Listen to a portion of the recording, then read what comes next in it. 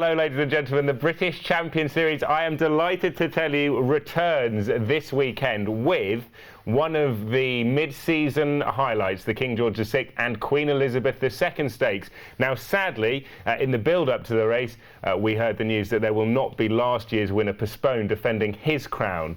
But perhaps that will mean it's hats off to the Queen. And in today's show, we will assess the chances of her runner, Dartmouth. Frankie hasn't won since Doyen in 2004. Will he have the wings to take him to the front on Saturday? Or will Globetrotter Highland Reel return to winning ways? Now, as ever, for these British Champion Series previews, I am joined by my best friend in racing, I think it's fair to say, Chris Dixon. Chris, great to see you. How are you? I'm good, thanks. Do you have best friends put into different parts of your life? Absolutely, yeah. You've got so many friends. You're my best friend in racing. I feel privileged. You are for the next 10 minutes anyway, because we're working together and we're going to reflect on the series so far for now. And since we were last on, we've seen races like the July Cup, the Falmouth, the Gambles landed with Alice Springs, and some really good and standout performances, notably by Lamato in the July Cup. Yeah, I think that's the standout in the time since we were last talking about the British Champions Series here. I think that is the standout performance really from Lamato, and Henry Candy hasn't had actually a great season so far. At this stage of the year, he's only had 5 winners, but 2 of them have been in British Champions Series races at the very highest level. Group 1 wins for both Twilight Sun and now Lamato, and Lamato was definitely impressive. The way that he picked up, quickened away from his field in the July Cup was certainly eye-catching. Yeah, gave Harry Bentley a first British Group 1 success, another Group 1 success for Henry Candy, as you've mentioned. Any other highlights, any other horses coming through that you want to point out at this stage? I thought that Royal Ascot was excellent. 1 or 2 races that weren't part of the British Champion Series brought really massive performances from the 2-year-olds, and we'll look forward to seeing them hopefully in the series next year. The Eclipse was a good race, an exciting finish. How classy it was this time around, I'm not quite so sure, but Hawkbill getting the better of the Gurkha, who we're going to see in action within the next couple of weeks, hopefully. Yeah, we will, and that's coming up at Glorious Goodwood, and we will preview that over the next few days, so do stay tuned for that. But more immediately, we've got to preview the latest leg of the British Champion Series. That is the King George and Queen Elizabeth II stakes, and that is what we will do next here on this preview. So let's get straight into it then, and before we look at the horses, I just want to touch on a point with Chris regarding postponed. Obviously the race has lost a big draw card because no postponed. A real shame. A horse who was hoping to follow up success in this race 12 months ago. It is disappointing, isn't it?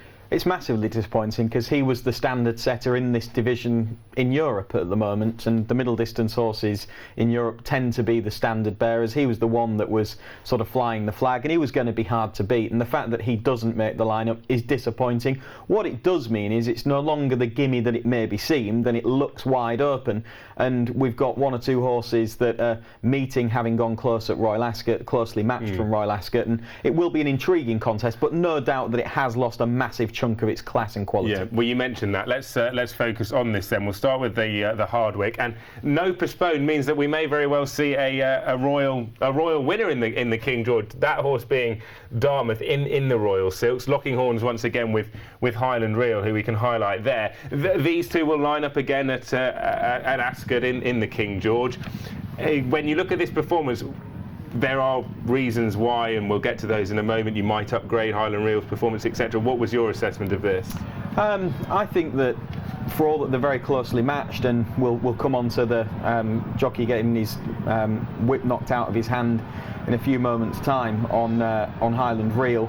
Highland Reel looks a little bit awkward with the way that he's carrying his head. Dartmouth looks dead straight forward, and Dartmouth is the really progressive horse who just keeps on getting that little bit better. He took a while to put Highland Reel to bed, and we'll have a look now as to whether or not this incident made a big difference, but I do think that it's fairly interesting to have a look at this. Well, we've highlighted it for you there. You can see it on your screen. Now keep an eye on the whip of Shamey Hefner, who's in the purple silks, and it is knocked out of his hands then. You saw it fall to the turf.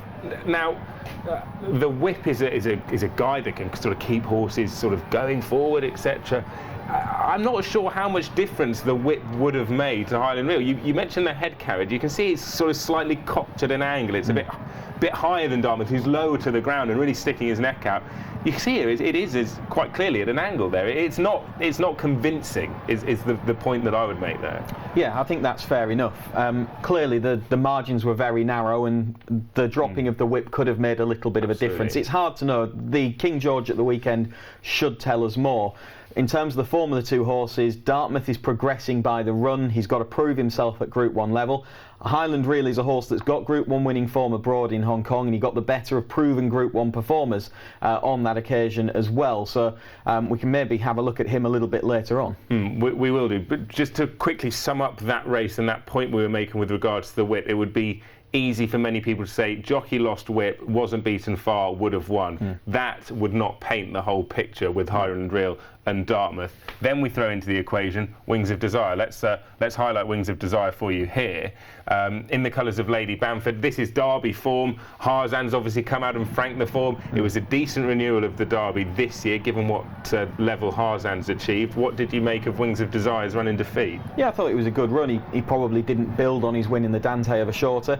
I think that a return to a more conventional track will probably suit him, to be honest. I'm not sure that he was entirely happy on the track at Epsom. He handled it okay, but I think that a flatter, more conventional track, stiffish finish will probably help him.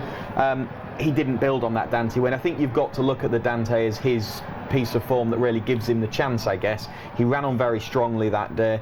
What the form is worth may be open to a little bit of doubt. How do you know he didn't build on that Dante win?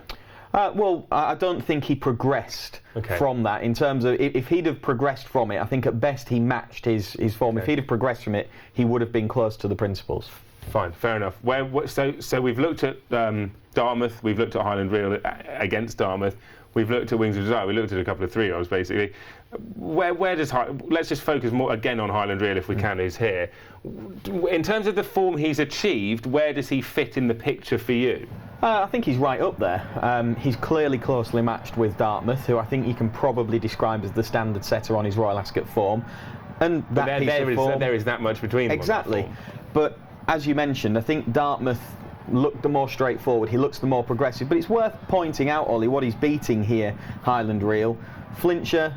Yes, he's been beaten a number of times, but he's got plenty of Grade 1 wins to his name as well, as has Darian since that win over in Hong Kong. He's a top-level winner, so that's good form. Yeah, that was last year. Now, you would have seen there, his head was straight and true. Now, we've highlighted that, and I don't want to keep going on about it, but that might be a trait that's coming in as he's getting a little bit older and wiser. It's not necessarily the most favourable trait, but it didn't happen there at Hong Kong. It did at Ascot. And he is a horse as well that has in the past shown a little bit of quirkiness, a bit of temperament. He can get worked up before the race, has done in the past. So maybe it is something that's creeping into his game. I don't want to knock him too much. No. Give him another chance to see how he goes this time. But I think that Dartmouth will confirm the form. Yeah, and I don't want to knock him too much at this stage, but there's elements where if it was to continue, it wouldn't be a surprise because you'd go back and you'd go, well, that was the first sign of it. Now, you want to talk about Second Step, don't you, who is one of the 7 that are entered for the King George. This horse, he's got form where you go, he's a talented horse. I'm not quite sure he's really kicked on from, say, that win against Telescope at Newmarket start of last year. Yeah, the reason I wanted to show this is because I thought that here at Newmarket, behind Big Orange, this was the chance that he had to prove himself this season, because he'd been beaten by Clever Cookie but maybe had the trip as a slight excuse, and then he'd run again and been a bit below form. But on both those occasions, the yard were out of form. By that point, the yard were back amongst the winners. They were back firing, and he didn't run particularly well again. Again, he failed to see his race out. So I think Second Step is a horse with something to prove, but on his best form, you could give him a squeak. So we've only got 7 runners to deal with. Slightly left field selection there from Chris, or sort of mentioning Second Step. Yeah. I do want your selection now. Who do you think will be victorious at Ascot in this weekend's King George? I think Dartmouth will take the beating. Really? Yeah. Royal winner? Yeah, I think so. Tactics could be interesting. He's made the run in the past. Highland Reel has made the run in the past. I think those two might be the ones that are to the fore from the get-go. Both Chris and I, and I hope plenty of you watching this were fortunate enough to have been at Ascot when Dartmouth won at the Royal Meeting. Her Majesty of the Queen was there. It raises the roof. There was a long steward's inquiry that they had to deal with, so everyone was sort of waiting patiently.